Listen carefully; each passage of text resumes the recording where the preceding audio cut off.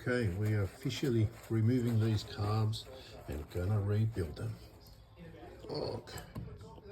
Okay, so that's what a 16-year-old carb gasket looks like. Let's have a look in here and look at that, guys.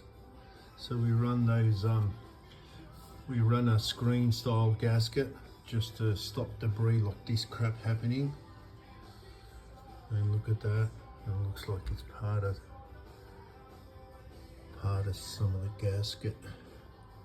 It's probably broken off around the edges. There's the blower rotors. As you can see, it's a street blower, non-Teflon stripped. Yeah, so basically some broken off gasket over the years, maybe around that corner there that's exposed and dangling. So it's probably wise to match put your gaskets on things like this and trim them to size to avoid that shit happening. Anyway, caught by the screen. Yeah, so basically some broken off gasket over the years, maybe around that corner there that's exposed and dangling. So it's probably wise to match put your gaskets on things like this and trim them to size to avoid that shit happening. Anyway, caught by the screen. Gotcha. So that's my wooden or laminated ply carb spacers that I run just to insulate some heat. This gasket, it's already cracking away. It's just too old.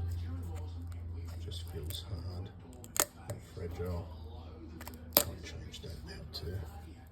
Not too bad. Came off in one piece. But yeah.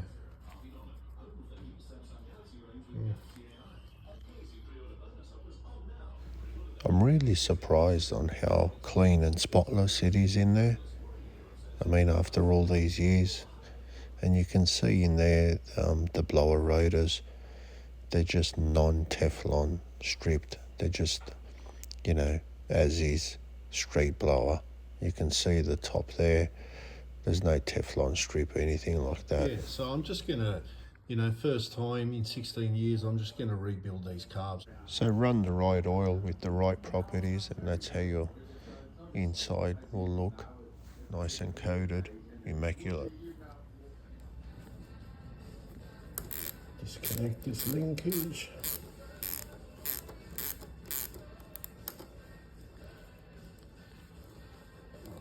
Let's get this other carb off.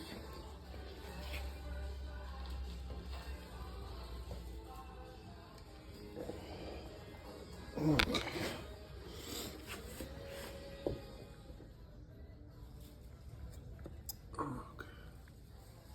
Been 16 years.